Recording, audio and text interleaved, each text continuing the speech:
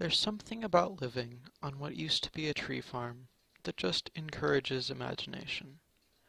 It didn't matter if the weather was perfect or if it was the worst thunderstorm of the century.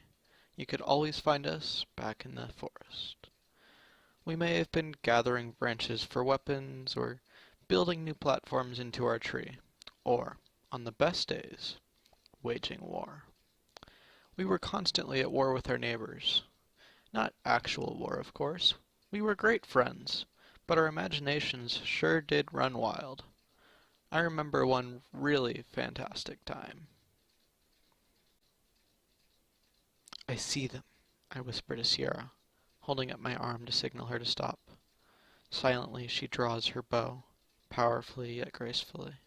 With a sharp twang, she lets go of the string. The arrow flies through the air. We watch, and as we realize it won't strike the enemy on lookout, the confident looks on our faces melt away, leaving two frightened children in their wake. Without having to say anything, we both backpedal, making sure to stay hidden in the tall grass. As soon as we reach the fence, I pull apart the barbed wire so she can crawl through, and she does the same for me. I'm through, and we immediately run as hard as we can back towards our fort, expecting retaliation. The pine trees towered above me as I slipped through the hidden archway entrance, concealed with vines. I walked around the massive oak tree centerpiece, over the ground strewn with leaves, to my workbench. I grabbed my sheathed sword off the top shelf and pulled the blade out, hoping I had remembered to sharpen it. "Dang it!" I shouted as I realized it was dull and cracked, throwing the sheath violently across the fort. The aged, rotting limb collided with the tree and cracked in half. Sierra looked down from the top of the tree and shouted, "Hey, hush!" I walked over to the hollow in the branches that served as an armory and searched through the measly supply of remaining weapons. Dull swords and cracked daggers. The only weapon in good shape was a quarterstaff. "I hate quarterstaffs," I muttered under my breath. Reluctantly, I pull out the tree branch and it morphs into a staff in my hand. I walk over to the tall oak that doubles as our watchtower and climb. Now don't get me wrong, we knew what to expect. This wasn't anywhere near our first time fighting. However, there was just something about the thought of the impending battle that seemed to wipe away all your previous knowledge. Just the uncertainty of who would be attacking, where, what would they be using, when.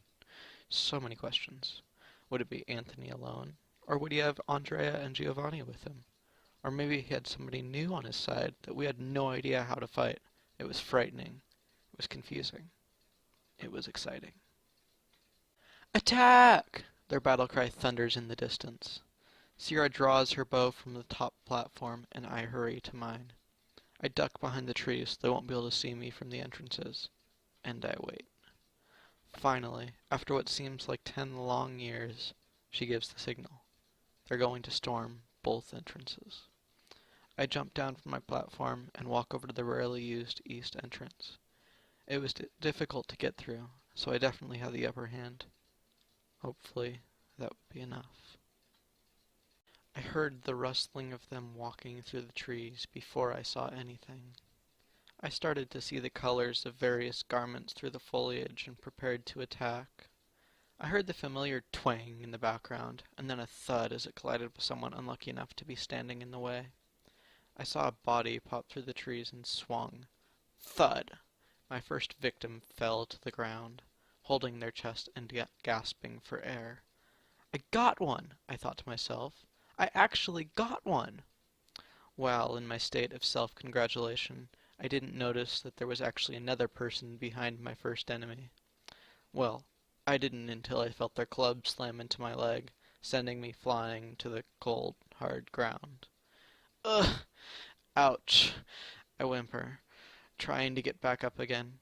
Sierra whirls around and sends an arrow flying, colliding directly with the forehead of my would-be executioner. "Ah, that hurt," Anthony said. "No headshots, remember?" The imaginary battle faded away, and reality rapidly returned. Our shimmering swords and battle axes dissolved into tree branches, The beautiful handcrafted bows became small sticks thrown through the air. The stick that had collided with him had left quite the mark. "That's not fair," he complained. "We should automatically win." Sierra slid down the rope from her archer's platform and approached him. "Yeah, that's not gonna happen," she said coldly. But you can't. You broke the rules," he began to protest. Knocked Sam to the ground. What did you expect to happen? A look of disbelief like no other crossed his face. We heard our mom calling us for dinner in the distance. "See you tomorrow," I say, running towards the house. I'll always remember that day for 2 reasons. 1. That was one of the most hilarious, stunned looks I've ever seen on someone. 2. It was one of the many times I've realized how amazing of a sister I have, and how lucky I am to have her. It wasn't the first time we had done battle, and it certainly wasn't the last. It also wasn't the last time we had to save each other in battle. However, it is definitely the time I consider most special.